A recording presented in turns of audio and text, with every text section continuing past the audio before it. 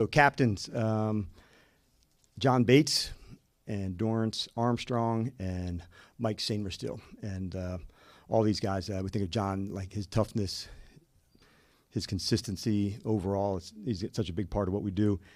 DA, we hit him on like all the unseen work that he puts in, that's starting to begin and show up. And then Mike, he connects everybody. Like he makes our building better by his energy and what he brings to us. So we've had a good week of prep. We're pressing hard to improve lots of things, individual skills, execution of the system, all of it. And so we're pumped to be back home in front of the fans, get rolling with them. And also a cool night to honor the U.S. Navy, 250th anniversary. And man, have I learned a lot from military leaders through the year, so I'm certainly thankful for them. So all that said, we'll get rocking with you guys and begin. Get the injury updates, Terry, Noah, Debo. So Terry and Noah will be out. Both of them made great progress this week. They're just not there yet, but definitely have made good progress. As far as the rest of the team, we'll take it into Monday. For anybody that we need to adjust and go through that with call-ups, et cetera, injuries in that way. So, but Terry and Noah will both be out. With Noah, he was out there for a couple of days this week. Has there been a setback? And are you surprised? Because it's now 4 weeks. It could have been an IR thing. Are you surprised that it's lasted this long for him?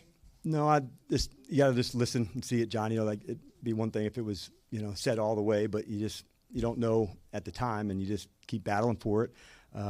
He did have a good week, the individual work to go. He's just not there yet.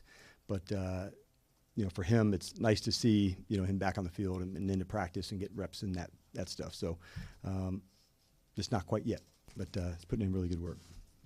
With Debo, is this something that you guys will just have to manage throughout the season and hope he can stay active on game days, or what's? He bruised his heel, and so they can be painful to go, but usually it'll turn eventually, and we'll just manage it best we can. But I'm not, thinking it's in the managing it for the season. Just sometimes you just got to manage day to day.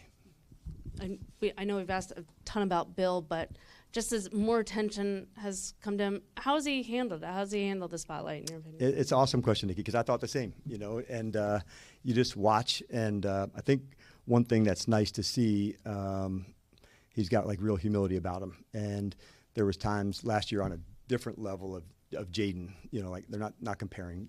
I want to make sure I'm super clear on that. But what I also noticed on him was like this strive to improve, the humility to get better. And I see that with Bill. I love the fact that J Mac and Chris, are also leaning into him. So it's nice to see that as a young player, like you can feel his energy to improve and get there. And so I like seeing where he's going. And he's putting in a lot of work, Nikki, to get there. But I think just seeing who he is consistent as a person makes me feel better that he's not on the roller coaster as easy as that could be for a young guy coming in. And so I've been impressed by that. Hey, Coach. These last 5 games, where have you seen this team start to really click as a unit overall? Yeah. One of the things I talked to the team about, Donna, is their ability as an entire team, not offense or defense where they're separate. If you would walk down to the cafeteria, you'd see everybody just together doing their thing. And I think that bleeds into the complementary football. They get just excited on the sideline for, offensive play or a defense or special teams. What I've been pleased with, a turnover that led to the touchdown, getting a defensive stop that leads to a 2-minute that you get a score. So those ebb and flows where we're playing together, there has to be a connection off the field to know that it carries over onto the field. I love that there's big contributions on special teams. Mike had a good, inside the 25 tackle, Sainmerstill on a kickoff. So I love that they're just down for the team, whatever's called upon, whether it's covering a kick, covering a punt, offense or defense or however that works, and people stepping into different roles. I'm pleased with that. And so you've heard me say it before, but the best part of our team is the team. And I do think there's a lot to that because of their connection to one another. And they're going to fight their ass off, not let one another down. And I think that's a big deal. And Ben Johnson, what has he really brought to this Chicago Bears team overall?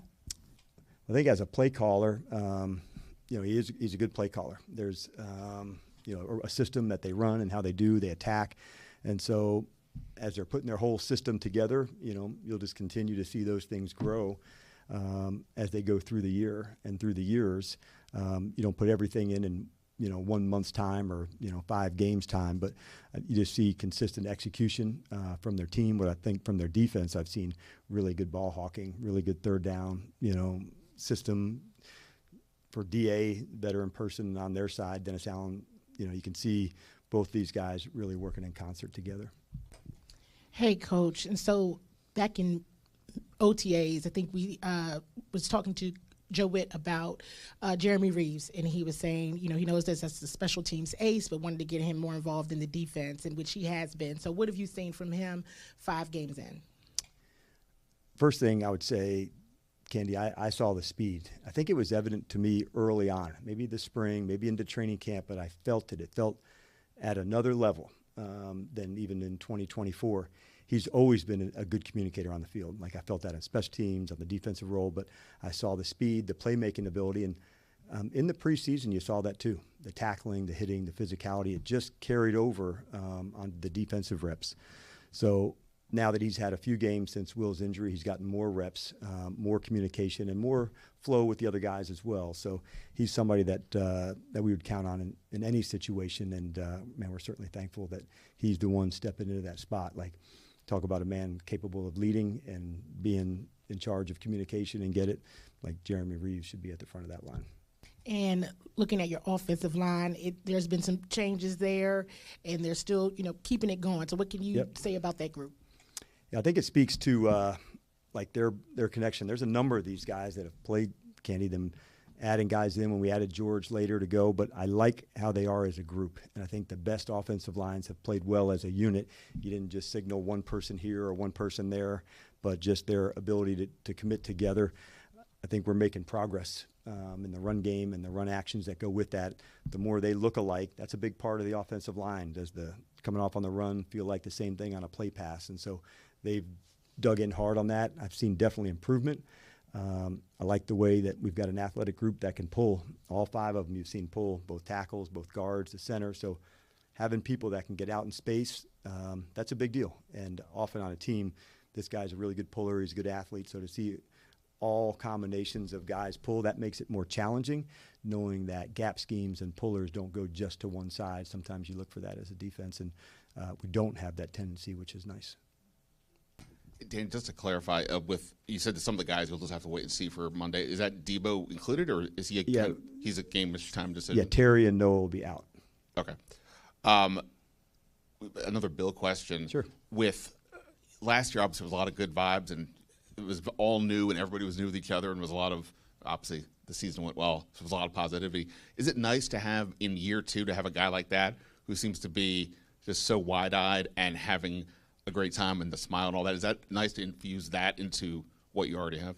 Yeah, this team, man, they enjoy their time together and the space, but it is nice when some of the new players do have that space too, Ben, and some of the rookies that are making that spot, from Josh and Trey and Jalen and Bill, like making their marks. And so to see the other players really lean into them, that's what impresses me the most when I see Laramie, with Josh, when I see, the receivers with Jalen, when I see, the running backs with Bill, when I see the corners with Trey. There's something to that, Ben, that they're also helping them develop. And it's not just coach and on them, but it's collectively they want to see them rise and go, and they're proud to see those guys grow. But the energy that it goes with, this play style, the attitude, it's Bill, it's a lot of the guys, though, that provide that. And we'll need to play really aggressive and bold and in the style that we like. But Bill definitely fits into that in terms of the energy that he brings to us. He makes unique plays, and so sometimes you can see on the sideline or watching, because he has that capability to him. In general, last year when you guys came off the bye in New Orleans, you started off fairly quick, fast, if I remember, and had a good, strong first half. In general, based on your NFL experience, how hard is it to get the oil running through the engine again after 14, or in this case for the Bears, 15 days off, just in general, not specific to them, or is some of that rust, if you will, negated by just being back at practice and, in this case, maybe having a little extra practice time? Yeah.